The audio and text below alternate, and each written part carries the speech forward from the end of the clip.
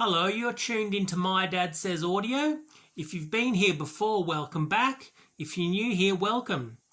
Today I'll be discussing the modified US audio speaker floor standard Diappolitos.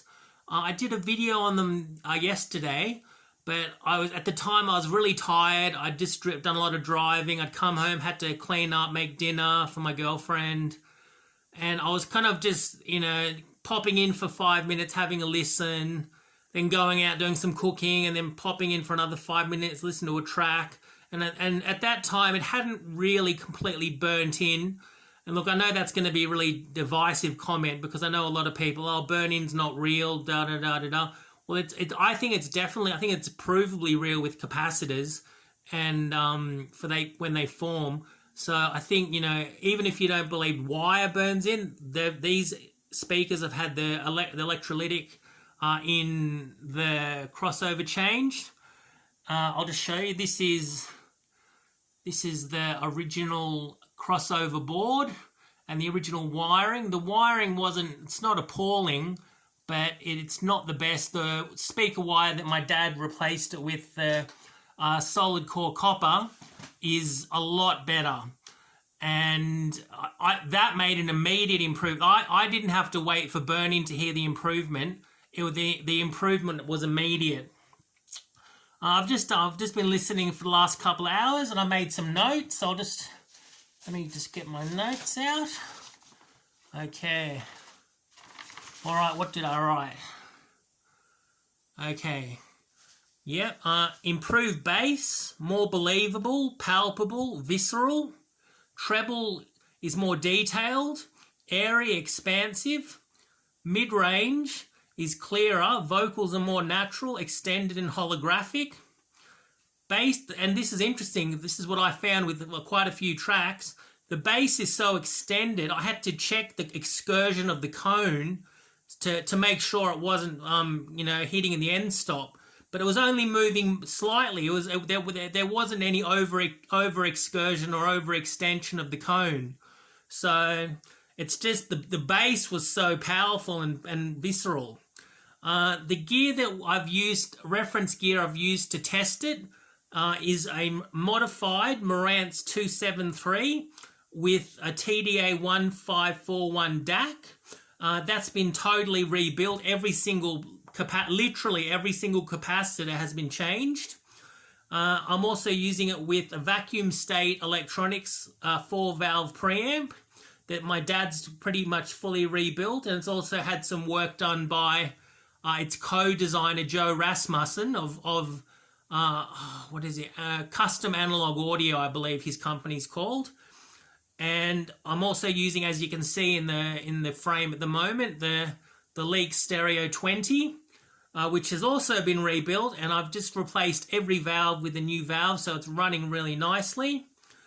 And all speaker cables are 2-stranded solid core copper that if you look at our videos, you can go back and it describes, I think the video is top shelf loudspeaker cables, $2 a meter.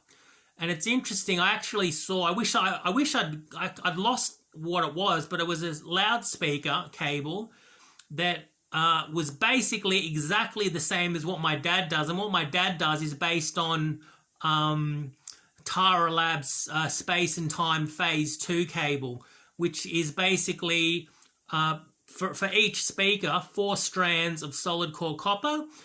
They wanted $10,000 US for a pair. I'm not sure for how many meters, but they wanted $10,000 a pair. And I'm like, it's essentially, it was in a very nice sheath, but essentially it was the same speaker cable that I use, and that my father has, he's completely rewired every speaker cable internally in the speaker and the crossover, and also the links for the terminals, which you can buy wire these speakers. I'm just using a single amp at the moment, but you can buy amp these speakers if you so wish.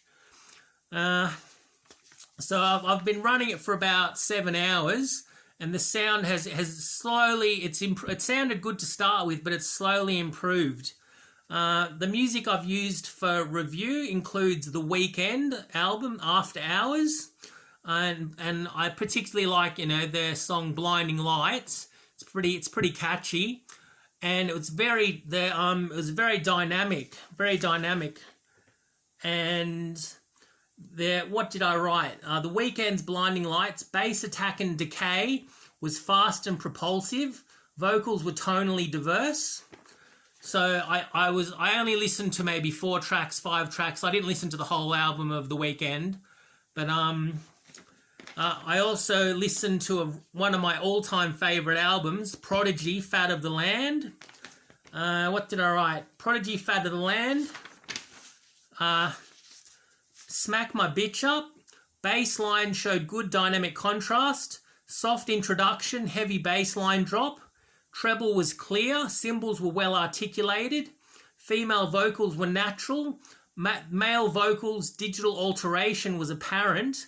The kind of they've run it through some effects and to digitize the male vocal, and that was quite, you could hear it, that the alteration was very clear. They're very detailed sounding speakers. And on that same album, "Fat of the Land," Prodigy, to really test the bass, I played diesel power. Again, I was getting up from my listening position to check the cone excursion. Despite the weight and extension, the cones were moving normally. And then on the same album, moving on to the track "Funky Shit," a classic EDM tune. Again, the bass line was impressive. And having learnt my lesson with the volume, I played "Narayan." I was a little stunned by the bass power again. Okay.